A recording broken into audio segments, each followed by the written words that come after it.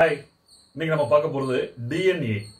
இந்த படம் ஓடிடியில் வந்துருச்சு. அதாவது ஒரு 6 கோடி பட்ஜெட்டில், சின்ன பட்ஜெட்டில் எடுத்து ஒரு 10-12 கோடிக்கு மேலே வந்து வசூலாகிருக்குன்னா உண்மையிலேயே நம்ம வரவேற்கணும். இந்த மாதிரி படங்கள் நிறைய வரணும். நெல்சன் வெங்கடேஷன் அதை இயக்கியிருக்காரு. அதர்வா, நிமிஷா சஜயன், இன்னும் நிறைய பேர் நடிச்சிருக்காங்க. ரமேஷ் திலக், இந்த மாதிரி. வாங்க படத்துக்குள்ள போகலாம். படத்தை பொறுத்த அளவுக்கு என்னன்னா, நான் ஃபுல்லாக படம் சொல்ல விரும்பல, பட் இருந்தாலும் லைட்டாக சொல்லணும் இல்லையா.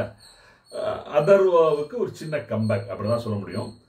அவர் ஹீரோயினை பொறுத்தளவுக்கு ஒரு சின்ன ஒரு இன்ட்ரோ கொடுக்கறதா இருந்ததுன்னா, பல மனநிலை சார்ந்த காரணங்களால் நிராகரிக்கப்பட்ட கல்யாணத்துக்கே ஒரு பெண்ணை இவரு ஒரு கட்டத்தில் ஒரு மாதிரி வேற ஒரு மனநிலைமையில் இருக்காரு. ஒரு லவ் ஃபெயிலியர்ல, ஒரு டிஜெக்ஷன்ல, 2 பேர்த்துக்கும் வந்து கல்யாணம் நடக்கும்போது இவர் இந்த நிலைமையில தான் இருக்காங்கன்னு தெரியாமலே கல்யாணம் பண்றாரு. ஆனா தெரிய வரும்போது இருந்தாலும் ஏத்துக்கிட்டு ஒரு பாயிண்ட்ல அவங்க இன்னசென்ஸ் ரொம்ப பிடிச்சு போச்சு. இதுதான் வந்து வாழ்க்கையோட பரிமாணம். அதாவது பிடிக்கும் பிடிக்கலைங்கிறது யாருக்கு எது பிடிக்கும் எல்லாத்துக்கும் பொது கிடையாது. இந்த மாதிரி வாழ்க்கை ஆரம்பிக்குது. இவங்களுக்கு ஒரு குழந்தை பிறக்குது. இப்படிதான் ஆரம்பிக்குது படம். ஸோ படத்துல என்ன கதை? படம் வந்து மெயினா பேசுதுன்னா சைல்டு லிஃப்டிங், எமோஷன்ஸ் நிறைய நடக்குது. முக்கியமா அரசு மருத்துவமனைகள் எங்கன்னா ஏழை பாலைகள் எங்க இருக்காங்களோ அங்கதான் அந்த மாதிரி குழந்தை கடத்தல்.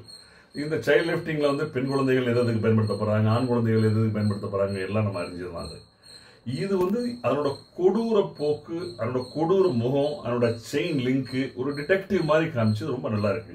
முக்கியமா மூட நம்பிக்கையை மூஞ்சில் அடிச்ச மாதிரி சொன்னது. ஏன்னா இன்னைக்கு டேட்டுக்கு எதனால கடத்துறாங்க? கடத்துறது 2-3 விஷயம் தான். ஒன்று இந்த தலைச்சம்பிள்ளை ஆம்பளை பிள்ளையா இருந்ததுன்னா, இல்லைன்னா இன்னொருக்க வந்து என்னன்னா வந்து இந்த நரபலி. அதாவது இதெல்லாம் வந்து எதுக்கு நரபலி? ஒரு மனுஷனோட பேராசை. இன்னும் 1000 வருஷம் 10,000 வருஷமா இருக்க போறீங்க. ஒரு மனுஷன் இருக்க போற அதிகபட்சம் 100 வருஷங்கிறது நல்லா இருந்து நல்லா வாழ்ற மனுஷன். இதுல நரபலி கொடுத்து ஒரு குழந்தைய கொன்னு உங்க தலைமுறை வாழுமா? இதையெல்லாம் வந்து சாட்டை அடிக்கிற மாதிரி அடிக்கிற படம் தான் வந்து இந்த படம். அடுத்தது இன்னொன்று என்னன்னா, ஒரு என்ஆர்ஐ படத்துல இருக்கு. நான் ஸ்பாயில் பண்ணாலும் ஒரு சில பாயிண்ட் சொல்லிதான் ஆகணும். அவங்களுக்கு இந்த தேதியில இந்த நட்சத்திரத்துல பிறந்த குழந்தை தான் வேணும் அப்படிங்கும்போது அதுக்காக ஒரு கடத்தல் ஆரம்பிக்குது. இதெல்லாம் கொடூரத்தின் உச்சம். அதாவது பக்தி வேற, மூட நம்பிக்கை வேற.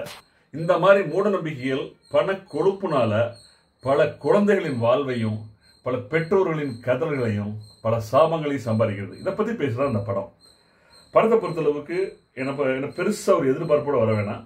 ஆனா வந்து எமோஷன்ஸ் இருக்கு, ஒரு சின்ன ஒரு டிடெக்டிவ், ஒரு அட்வென்ச்சர் இருக்கு. நீங்க பார்க்கலாம். ஒரு சின்ன ஒரு டயலாக் இந்த இதில் பொறுத்தளவுக்கு உண்மையில இந்த படத்துக்கு இந்த ஒரு டயலாக் பாராட்டணும் நெல்சன் வெங்கடேஷனை. தப்பு செய்யறவங்க அந்த தண்டனை வந்து தப்பிக்கிறது கிடையாது. என்ன ஒண்ணு, தண்டனை காலம் கொஞ்சம் தள்ளி போகுது. சூப்பரான வசனம். ஓகே, இந்த படத்தை நீங்க பார்க்கறதுன்னா பெரிய எதிர்பார்ப்பு இல்லாம ஒரு டைம் பார்க்கலாம். விஜய் சினிமா மிரர்ல நாம அந்த படத்துக்கு கொடுக்குற மதிப்பெண் ஒரு குறைந்த பட்ஜெட்ல, அதே சமயம் பெரிய கருத்துக்களை சொன்னதுனால ஒரு 6.5 out of 10 கொடுக்கலாம்.